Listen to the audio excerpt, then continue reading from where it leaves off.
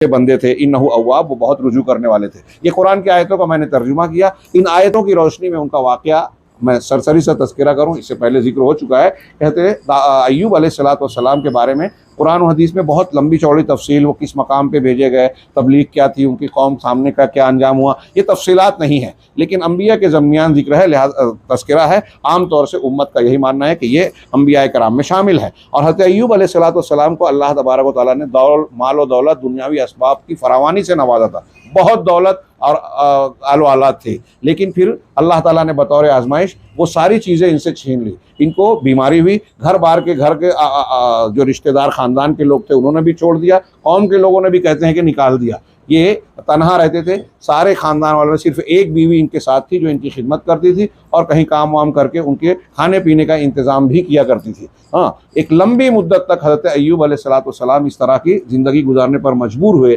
कि बहुत सख्त और मुशक्क़त वाली बात थी। हाँ, इसीलिए सब्र अय्यूब मशहूर है, बहुत जिक्र किया जाता है। कितने सालों तक ये रहा, ये बात तो तय है कि सालों तक रहा। हाँ, अब कोई 3 साल की रिवायतें पेश करता है, ज़्यादा से ज़्यादा 18 साल का जिक्र करते हैं।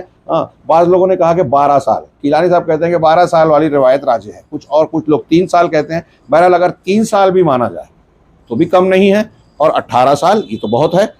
इस लंबी मुद्दत में हज़रत अय्यूब अलैहिस्सलाम जो है आजमाइश से दो चार रहे। हाँ, लेकिन कुरान का सियाक बताता है कि शिकवा नहीं किया। हाँ, सूरह अंबिया में है कि अल्लाह से दुआ की, रब्बी अन्नी मस्सनी अज़्ज़ुर्रु व अंता अर्हमुर राहिमीन, परवरदिगार मुझे तकलीफ़ ने पकड़ लिया और तू अरहमुर राहिमीन है। यानी गोया बस तज़किरा कर रहे हैं अल्लाह से कि मैं बीमार हूँ। हाँ, और तू अरहमुर राहिमीन है, रहम करने वालों में सबसे ज़्यादा रहम करने वाला। ये नहीं कहा कि मैं इतनी तकलीफ़ उठा चुका और तूने इतना लंबा पीरियड मुझे मुब्तला रखा वगैरह वगैरह, कोई शिकवा शिकायत नहीं की। हाँ, तो गोया एक नमूना है। तो हज़रत अय्यूब अलैहिस्सलाम की दुआ को अल्लाह ने कबूल किया और फिर कहा कि पैर से ज़मीन पर मारिए। ये मौजज़ा है, लेकिन फिर भी मेहनत करने को कह रहे हैं, तो हमें भी कुछ हासिल करने के लिए मेहनत करनी चाहिए। ज़मीन पर मारा तो वहाँ से एक चश्मा फूट गया। बुखारी की रिवायत है, बुखारी वगैरह में, सही बुखारी वगैरह में, कि हज़रत अय्यूब अलैहिस्सलाम बरहना गुस्ल कर रहे थे। हाँ, इससे ये पता चलता है एक नबी ने बरहना गुस्ल किया, मतलब ये कि कपड़े उतार के, अगर हम ऐसी जगह हम किसी की निगाह नहीं पड़ रही है तो कपड़े उतार कर गुस्ल किया जा सकता है, ये गलत नहीं है। हाँ, और ये जवाज़ है। अगर नाजायज़ होता तो कोई नबी ऐसा नहीं करता।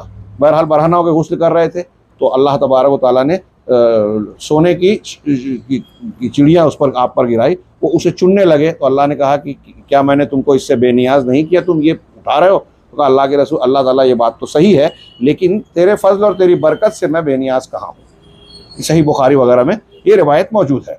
तो बहरहाल उस चश्मे से जो निकला पानी, वो उसके पीने से गोया अंदर की बीमारियां और गुस्ल करने से बाहर की बीमारियां उनकी ठीक हो गई। ये बतौर मौजज़ा था। लेकिन इन्होंने आगे एक चीज़ ये भी निकाली कि आज के ज़माने में हम देख रहे हैं, साइंस ये कहता है कि ठंडे पानी से कई बीमारियों का इलाज होता है। तो हज़रत अय्यूब अलैहिस्सलाम के इस पूरे वाक़े में हमारे लिए इबरत व नसीहत के बहुत सामान है कि बहुत सब्र किया, फिर बाद में उनको बीमारी ठीक हुई तो फिर से बीवियाँ घर बार आए और अल्लाह ने कहा कि उनके जो पूरा ख़ानदान है उसके मिस्ल और दे दिया। तो एक कौल यह है कि जो पिछले ख़ानदान था वो भी आ गया और मज़ीद औलाद और मज़ीद हुआ। कुछ लोग कहते हैं कि सरे नौ नया ख़ानदान बहुत बड़ा चौड़ा इनको मिल गया, माल व असबाब भी अल्लाह ने फरावानी के साथ दिए। और इन्होंने गुस्से में आके एक मरतबा कसम खाई थी कि अपनी बीवी को 100 कोड़े मारूंगा। तो अल्लाह ताला ने कहा कि ठीक है, अब ऐसा करो कि तिनकों का कुछ घास फूस का 100 घास ले लो और उसको हल्का सा मार दो, इस तरीके से तुम्हारी कसम पूरी हो जाए, कसम टूटे नहीं। यहीं से लोगों ने हीले का दरवाज़ा खोल लिया, लेकिन ये दरवाज़ा खुलता नहीं है। इसमें तफसील होगी। कुछ मौक़ों पर अगर कहीं उज़्र हो, वजह हो, तो ऐसा किया जा सकता है। एक हदीस की रोशनी में अहले इल्म ने इसे बयान किया। अल्लामा अलबानी ने जिसको सही कहा, गालिबन सुनन इब्न माजा की है, कि अल्लाह के रसूल ने एक माजूर शख्स को कोड़ों में इसी तरीके से तिनकों के ज़रिए से मारकर जो है तखफीफ की। हाँ, आगे हम बढ़ रहे हैं कि नंबर 5